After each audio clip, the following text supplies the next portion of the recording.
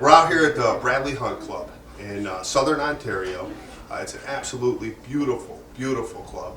I'm here with Dave Bradley and his daughter, Jane, and it's got a deep and rich history here. And I wanted you to tell us a little bit about the club and when it was founded and how it got to be what it is today. Well, I could be long or short, but it goes back a long time. My dad and mother were both from the States. Briefly, mother was from Cleveland, dad from Toledo. And anyway, dad's father in Toledo had some land and an interest in a coal mine in Virginia and wasn't any good. And he ran across this guy had this land in Canada, wasn't any good, and they swapped for $1. And dad came over to develop it for his father to try to make something of it. So he came here in 1912 and started farming, and and this was like the plains. There was not many trees. It was that way. But so in 1929, the lakes were in a high cycle, and he didn't have banks. It's a fairly low land here. We're much like Holland with a little bit. We got canals and ditches today that we didn't have, but the lakes in the high cycle, wind raised the lake, and it was 3 times. We had 3 feet of water here in the front yard, and of course it ruined all the crops that he was farming with horses and all that kind of thing. So that fall, somebody came along and said they'd hunt a little because birds came in. So it started at 29, and then he reversed the pumps, which used to be to pump it out to farm, and we started pumping it in, and we made 1,000 acres or more.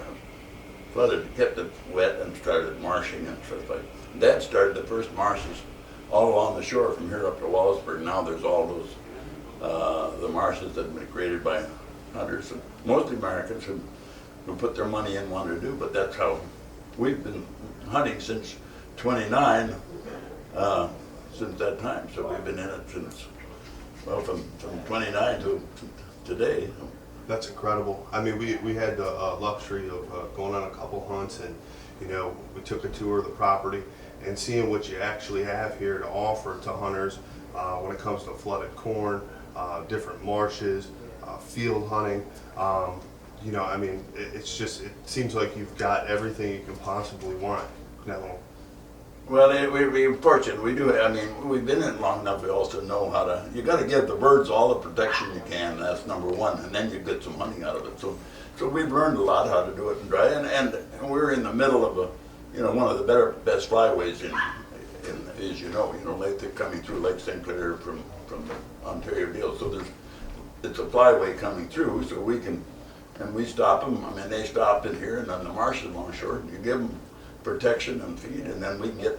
So we do have good hunting. We're pleased with the hunting. Absolutely, we have good hunting, great hunting.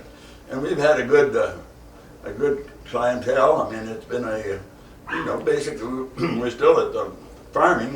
We're farming and a hunting deal. We're not just, but farming is a big part of the vegetable farming in our area. But the hunting goes along with it.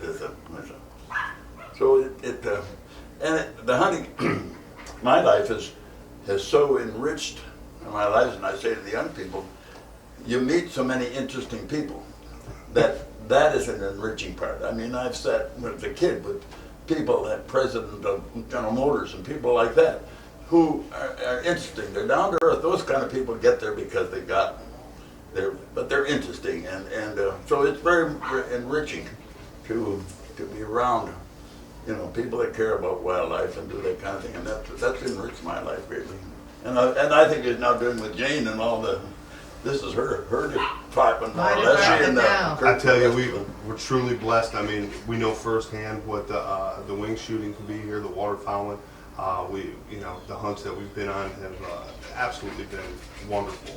And Jane, from the moment we showed up, she just, you couldn't ask for a better welcome, and everything that you have to offer here, and staying overnight, the dinners, the foods, anything that we could ask for was taken care of. Jane's been wonderful.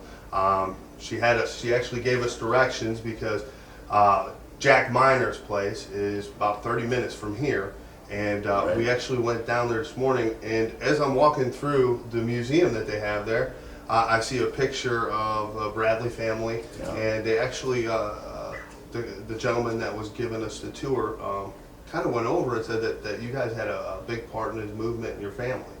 Well, we did. We certainly did. Dad, My we did start grandfather. with my dad. He Your used dad. to take the school children over to miners. Dad, like most hunters, they're conservationists. They're a hunter as well, but and so that just rang a bell with him and what miners were trying to do and such like. And so we took all the kids, oftentimes went over and we became very friendly and with the miners and all the work from Jack.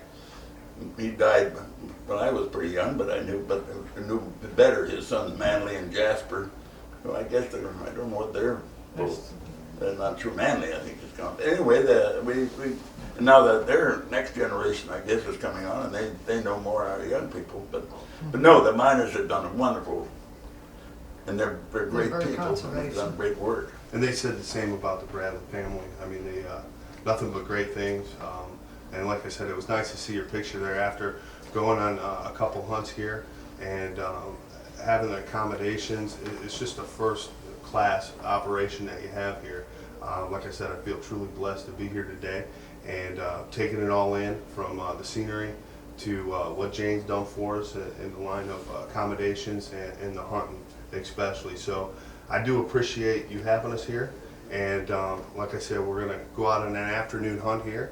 And like I said, just enjoy the experience of being here. But it's just a great place to be. I truly appreciate you having us, and hopefully come back every year. It's our pleasure. Absolutely our pleasure. It's just great to have you here, and the interest that I said, it enriches our lives. Well, this is the way it is. We're glad to.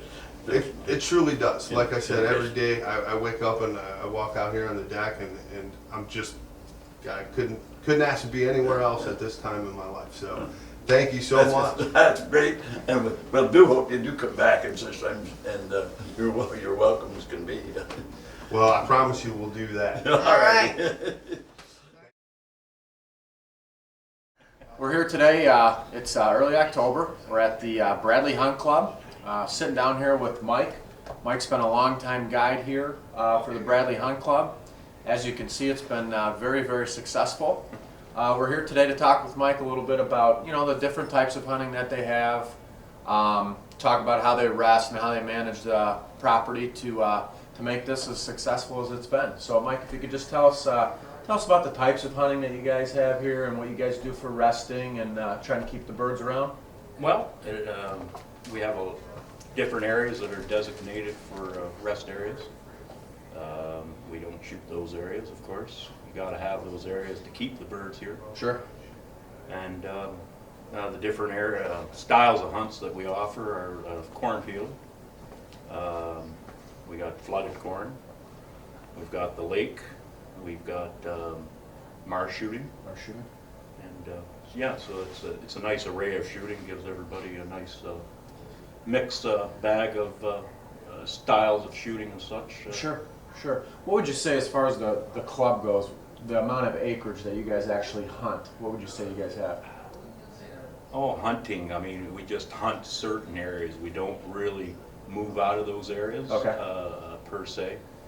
So as far as acreage, I mean, there's 3,000 acres here, but we don't hunt that 3,000 acres, of course. Sure. We always leave the birds out so that we, if you go chase them all over the place, they're not going to stay around. All right, well, great. Sounds like you guys got a very diverse, you guys diversifying the type of hunting opportunities that you guys have here. It's not just one thing. So you got the big lake hunting, flooded corn, marsh, and dry field corn for ducks and geese. So, Which that goes later on. So, yeah, that's good. And you typically take everyone out with a guide. Is that typically how it works? That's how it works. Sure. Yeah, Okay. yeah. It's usually 2 hunters per guide, but later on in the season with the cornfields, we will do more in certain areas. But we try to get everybody a good time. Absolutely. All right. Well, we want to thank you for taking the time to walk us through a little bit about what the Bradley Hunt Club has to offer, and we'll hopefully have a good shoot here tonight. Yeah, I hope so. Good. Thank you very much. It's a pleasure. Thank you. You brought your collection of bands Yep. to show us today, and this is unbelievable. And I know myself. I hunt a lot, and I have nowhere near what you do. And this is just a waterfowler's dream. Could you just, just kind of tell us how you accumulated these over the years? Well, started when I was young, probably 10 or 12. When the other guys would be out back, well, this is early, the late 60s. They'd come in, and not being a go-getter, I wanted to be a guide, but anyway, I'd go help them put their birds away and whatnot, and come with the wheelbarrow, load them up, and help them out. And of course, the hunters back in those days didn't really care about the bands and stuff, but I kind of liked them. I really like to send in and get the information back and see where they came from. I think that was more fun than anything. Yeah, sure. But that's how it all started, and it just it's just kind of gotten to where it's gotten. And how many do you think are here? Here, I'm not exactly sure. Or how many? I've got over 1,000. Over 1,000. Yeah. Man. Yeah. And just from finding them, take a dead bird over. Sometimes you get lucky. Sure. It's like a treasure hunt. Oh yeah, oh yeah. Well, I tell you, Mike, thanks for really bringing these up and letting us and everybody else see this It's not a problem. unbelievable collection. Yep. Thanks No, you're again. more than welcome. Appreciate Yep, it. no problem.